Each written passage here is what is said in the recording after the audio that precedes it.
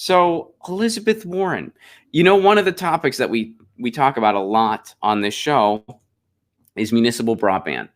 And what that is, for anyone not in the know, municipal broadband is just city-owned public internet across the country. Some cities already have city-owned public internet. They experience the best internet in the country at a reasonable price. Look at Chattanooga, Tennessee. Well, universal broadband is becoming a topic of conversation amidst some of the 2020 nominees. And today, Elizabeth Warren said something about municipal broadband and universal broadband. So let's see what's going on. Elizabeth Warren proposes a public option for the internet. The White House contender wants to make sure every U.S. home has a fiber broadband connection at an affordable cost. Senator Elizabeth Warren announced a plan Wednesday to create a public option for the internet, aiming to ensure universal broadband access. Warren, who's seeking the Democratic presidential nomination, unveiled the policy at the start of a 4-day tour across Iowa as part of a broader package of reform she calls her plan to invest in rural America. So here's the thing. If this investment is limited to rural areas, it is not a genuine broadband investment. Here's why I say this. I'm not saying rural areas aren't important. They are. But you've seen the Democratic Party a lot talk about rural broadband. They don't talk about broadband everywhere. They don't talk about city-owned internet everywhere to compete with big cable. They talk about rural broadband specifically. Why do they do that? It's not just because, oh, those areas are underserved. It's because big cable doesn't want to invest there. Comcast, AT&T, they look at an area and they decide, do we want to build here or don't we? If they think they can't make enough money, guess what? They don't build there. End of story. So Democrats, and it's mostly Democrats that do this, can say, oh, we're going to invest in rural broadband. See, we care about connectivity. And we're doing it in a way that's not going to tick off big cable because we take a lot of money from them. So when you see rural broadband right away, that should raise a red flag. And when I say that, I'm not implying that rural broadband isn't important. I'm just saying it's a buzzword and it's a deflection from the universal broadband that we need all across the country. All right, so let's continue with this article.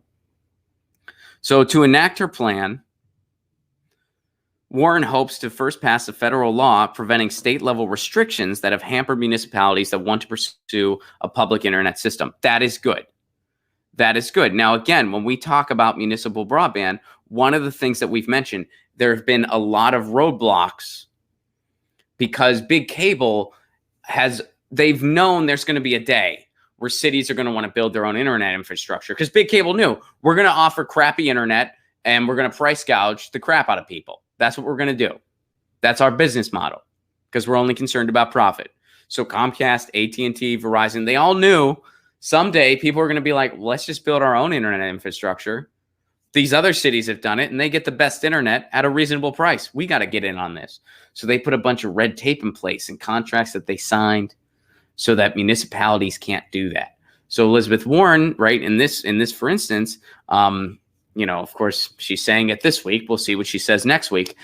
She's saying that she's going to get some laws to overturn that. And that's a good thing. So that way people can have a public internet system. She would then create an $85 billion federal grant program to shoulder 90% of the cost for utility cooperatives, nonprofits, cities, counties, and Native American tribes interested in laying the fiber needed to bring broadband, contemporary high-speed internet to the mostly rural regions that do not currently have it. Well, okay, but all of this is important too.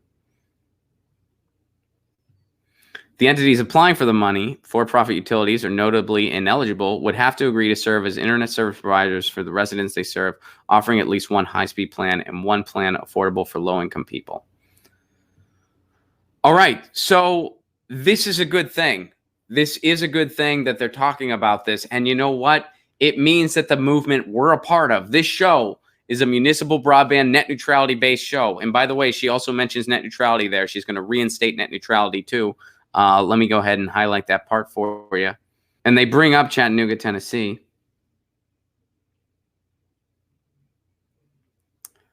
I know she said that she would reinstate net neutrality, and now I can't find. Okay, here we go. She would appoint FCC commissioners committed to restoring net neutrality. All right, so that was that was a lot of scrolling for a for a low payoff there. I apologize. But all right. So Elizabeth Warren is proposing this. This is a good thing. This means that the campaign for universal broadband, of which we are a part of, is picking up steam. And it's thanks to shows like this that talk about it. Shows like the Institute for Local Self-Reliance, the Community Broadband Nets podcast, Next Century Cities, net neutrality advocates, free press, fight for the future, demand progress. Everybody who's been holding the front lines on net neutrality, the Center for Media Justice. This is thanks to people like Ralph in Louisville, Kentucky. They're meeting with their mayor and their city council people to get a municipal broadband project in Louisville. People who are doing the same thing in Florida who have emailed me. People who are pursuing it in Colorado. Longmont, Colorado just got it. Fort Collins is working on it.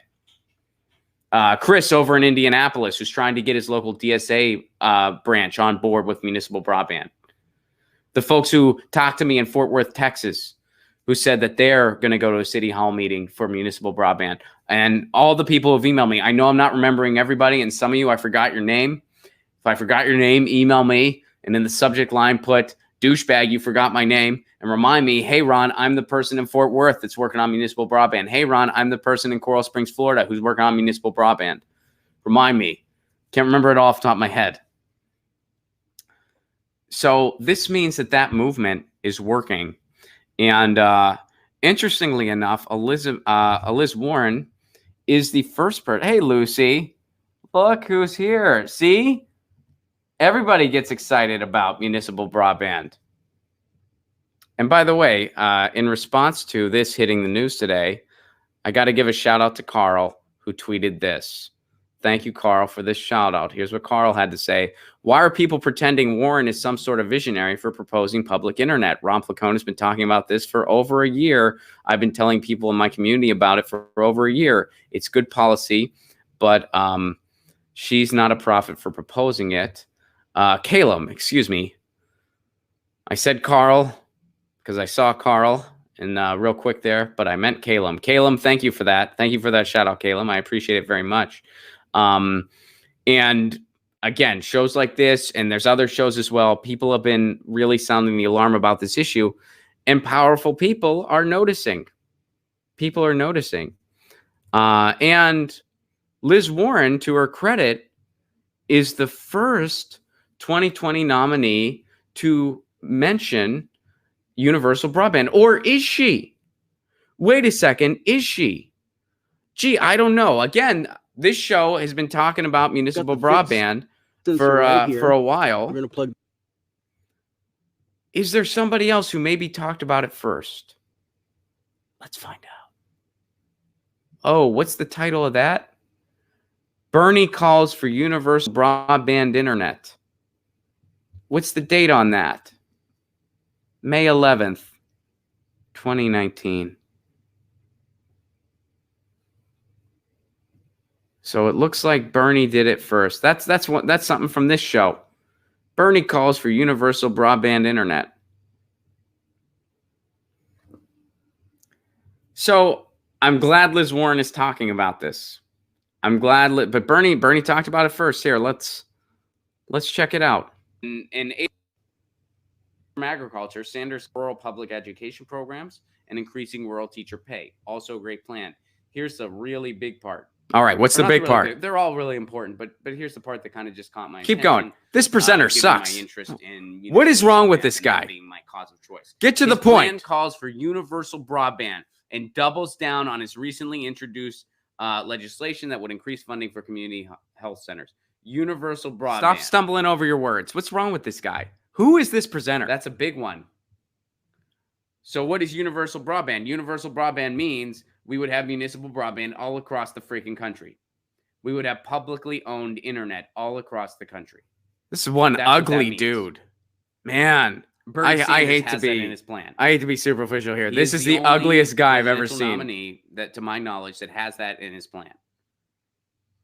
And he's really addressing the big fundamental problems that first of all, our food. All right, that's enough. This poor guy. I applaud his effort for municipal broadband, but what an ugly dude. Jesus. So Bernie did it first. I'm glad Liz Warren is talking about this. We'll see how she feels next week. But this is good. And I hope that we see a little more consistency in her. But it's good. And it's a result of grassroots efforts around the country for municipal broadband. It's the result of states putting forth net neutrality bills to fight for net neutrality.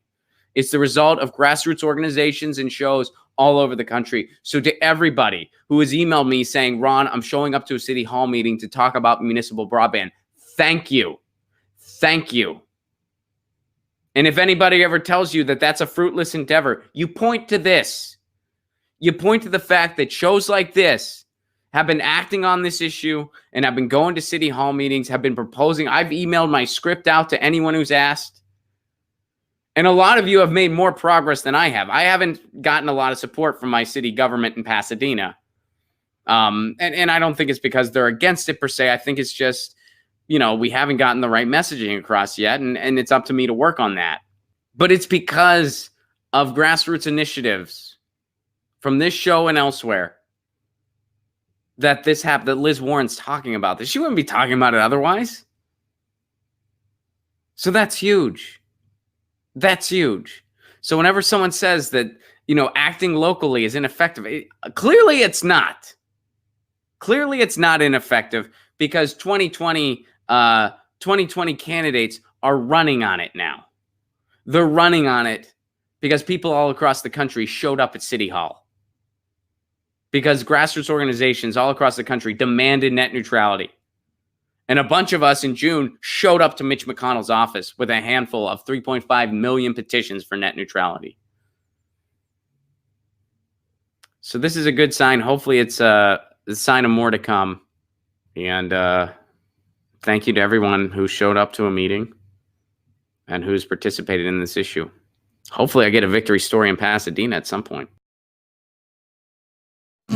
Get your news on with Ron. Don't you want to know what's going on? We're getting our news on today. Get your news on with Ron. Don't you want to know what's going on? We're getting our news on today. Yeah, yeah, yeah. You can tweet me an article at Ron Placone. We'll go through it together and make it our own. Get your